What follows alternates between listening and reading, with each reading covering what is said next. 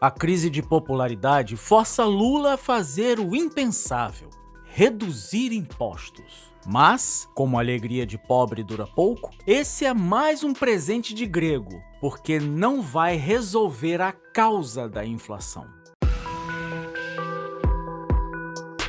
Este é o Visão Libertária, sua fonte de informações descentralizadas e distribuídas. Ajude a propagar as ideias de liberdade. Deixe o seu like e compartilhe com seus amigos. Um artigo seu pode virar vídeo aqui também, sabia? Esse artigo foi sugerido por Versão Brasileira Herbert Richards, escrito por Supremo Tripanosomo Federal, revisado por Historiador Libertário e será narrado por mim, Djalma Guedes. A crise econômica do Brasil, marcada pela crescente inflação e aumento de tributos, tem sido grande problema na vida das famílias nos últimos tempos. A medida mais recente do governo, que se propôs a isentar certos alimentos dos impostos sobre importação, busca amenizar de forma imediatista os efeitos dessa crise. O governo, com sua tradicional postura de justificar suas ações com base em um discurso populista, segue insistindo em soluções superficiais que, embora possam trazer alívio momentâneo, não resolvem o problema subjacente da economia.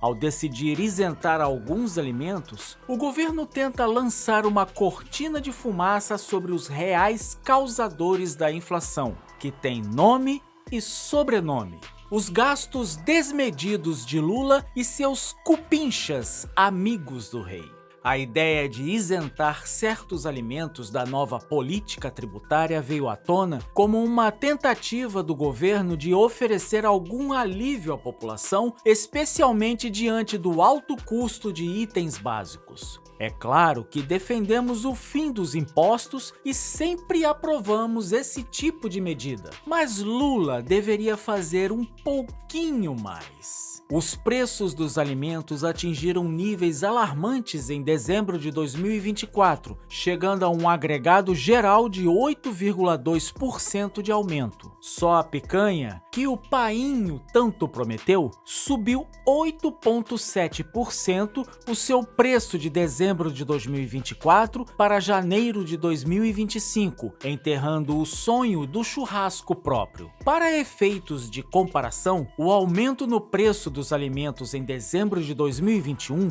foi o mesmo 8,2%, mas naquela época o país ainda atravessava a crise da pandemia, o que dá para entender, mesmo em um cenário econômico muito mais estável, o governo não consegue conter os preços, provando que ter Lula como presidente é tão desastroso quanto uma crise sanitária de escala global. Antes da nova medida, quem quisesse comer um churrasquinho importado deveria arcar com 10,8% de taxa sobre as carnes. O mais novo item de luxo, o café, era taxado a 9% e aquela macarronada de domingo pagava 14,4% de taxa para a máfia local. Esses e outros itens serão temporariamente isentos de qualquer taxa de importação, mas ainda sofrerão com os infindáveis tributos nacionais, como ICMS, PIS e IPI,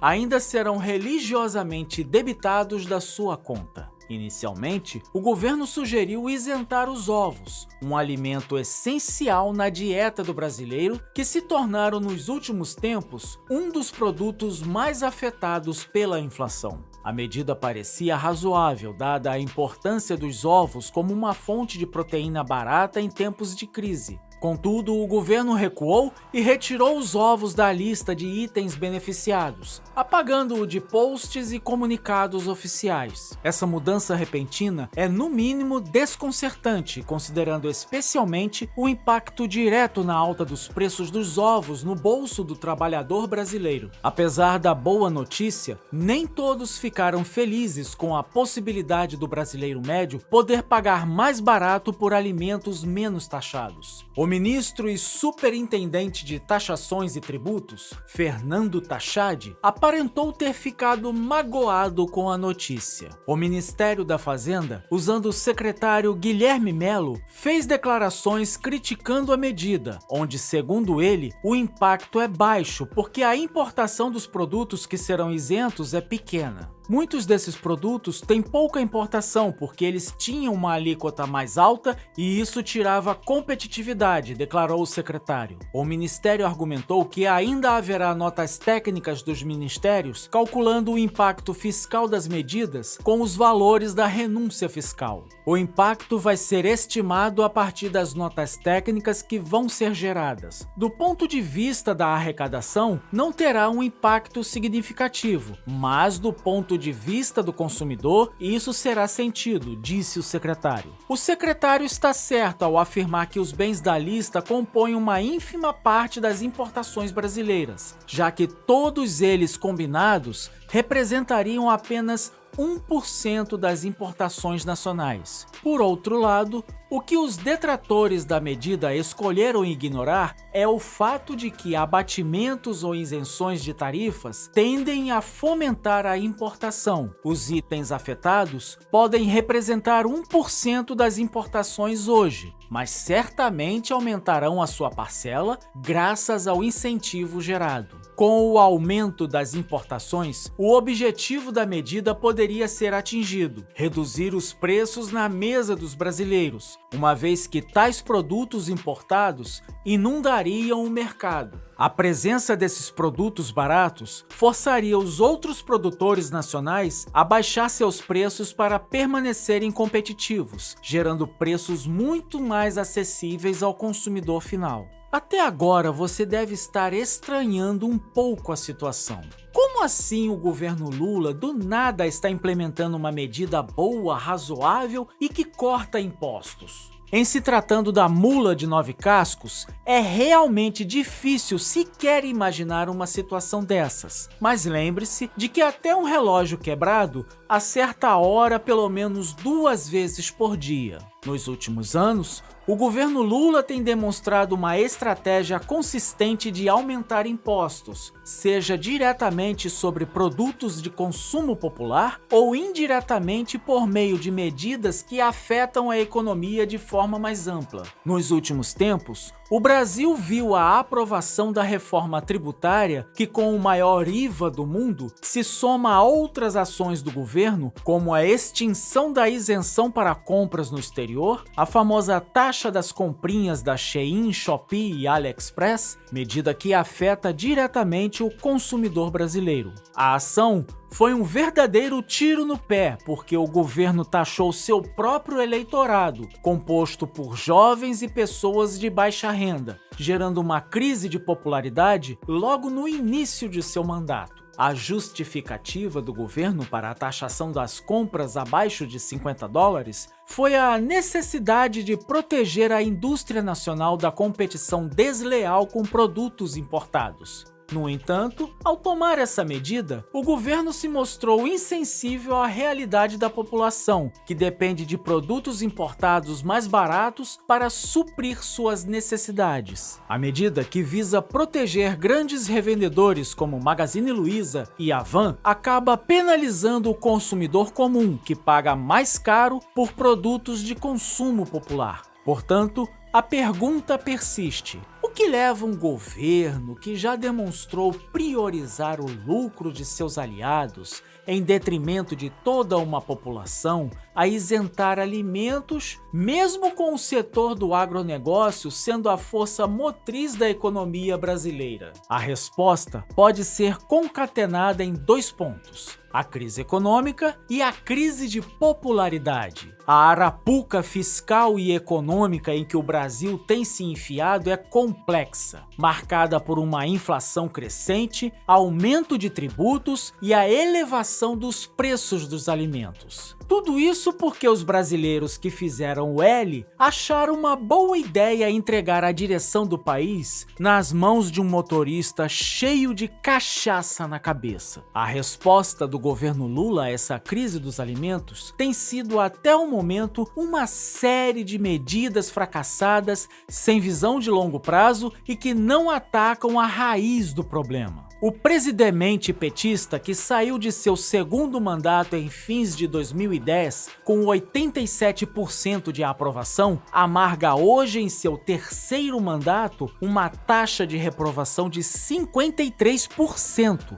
com apenas 45% da população ainda aprovando a sua gestão. O desespero dessa crise se tornou visível quando, em uma declaração do pinguço mais honesto do país, sugeriu que, se algo está caro, bastaria não comprar. Essa sugestão, em clara alusão da célere frase de Maria Antonieta, "que comam brioches", foi um insulto a toda a população que já luta para sobreviver. Parece que Lula dessa vez se embriagou com o poder e não com outra coisa. A história prova que a queda sempre se avizinha quando governantes tomam atitudes como as que temos visto em seu governo. Ao invés de reconhecer a responsabilidade de suas medidas fracassadas no aumento da inflação e nos altos preços, o presidente optou pela saída mais fácil, uma retórica vazia que simplesmente ignora o problema e as necessidades da população. O governo chegou a cogitar no mês de janeiro a possibilidade de controlar os preços por meio de medidas que sugerem o tabelamento, uma proposta fracassada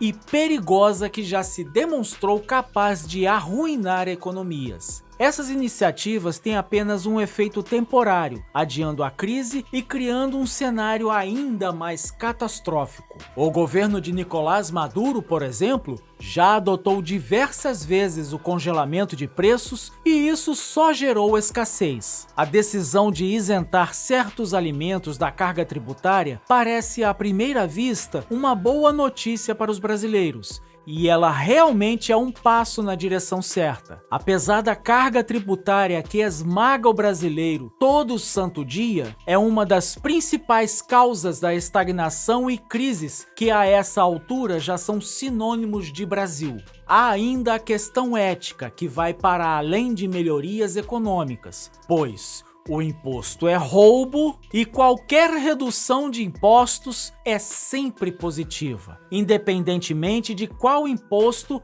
ou área envolvida. Sendo imposto uma prática antiética, a redução de impostos não se deve limitar apenas a um setor da sociedade. A redução deve ser generalizada, incluindo a indústria, serviços e produtores do agro nacional. No entanto, essa medida de isenção ainda é muito tímida e hesitante, pois se trata de uma tentativa desesperada de frear a crise sem frear os gastos. O governo, pressionado e vendo sua base de apoio erodir, busca maneiras de aumentar sua popularidade e solucionar o problema no curto prazo. Ainda há outro fator que pode estar contribuindo para o desespero imediatista do governo: o efeito Trump.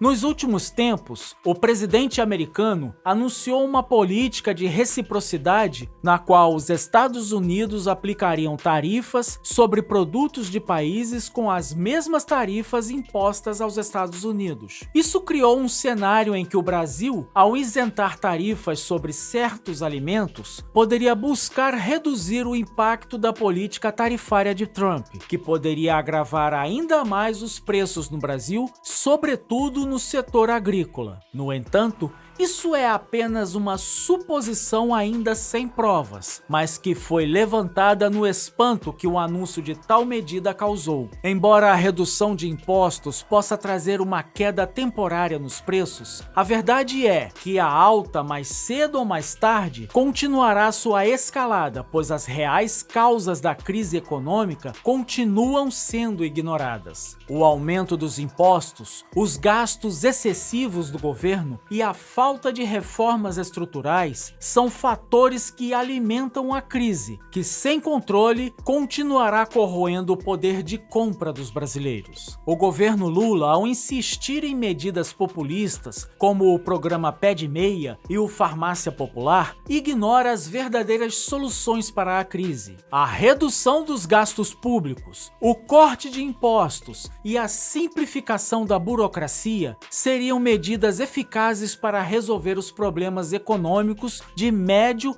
e longo prazo. No entanto, o governo parece mais interessado em manter o controle sobre a economia do que em adotar reformas que, embora difíceis, poderiam garantir a recuperação do Brasil. Lula, com suas medidas populistas e ineficazes, não está verdadeiramente interessado em resolver nenhum problema que não seja a fome de seus aliados por uma boquinha no governo. Ele só fez aumentar os gastos públicos desnecessários com o aumento de ministérios e vive batendo recorde de envio de emendas parlamentares visando conquistar apoio dos deputados e senadores. O problema é que ele faz parte do problema. O Estado é o problema. E a esquerda política só piora isso tudo. O aumento dos preços, o crescimento dos impostos e os gastos excessivos são consequências de um governo econômico que não pode mais ser sustentado. Lula, a essa altura do campeonato, já aceitou que nem ele e nem qualquer outro nome da esquerda conseguirá se reeleger em 2026. Diante desse cenário fatalista, o que resta para eles é aproveitar os últimos anos da esquerda no poder para sugar todos os recursos possíveis da sociedade antes que essa fonte seque. Apenas essa visão é capaz de explicar um governo que tenta apagar um incêndio usando um conta-gotas. Estamos diante de um ressurgimento da direita mundial, que promete governar o mundo nas próximas décadas. E no Brasil não será diferente. Ainda teremos que aturar uns 2 anos para nos vermos livres desse jabuti, mas passada essa tormenta, a calmaria nos aguarda. Obrigado pela audiência. Esse é um canal colaborativo. Participe você também. Cadastre-se agora mesmo no nosso site visãolibertaria.com e envie seus artigos por lá. Nossos colaboradores recebem recompensas em Bitcoin. Inscreva-se no canal e clique no botão da campainha para ser avisado de novos vídeos. Até a próxima! E nunca perca a esperança de dias melhores.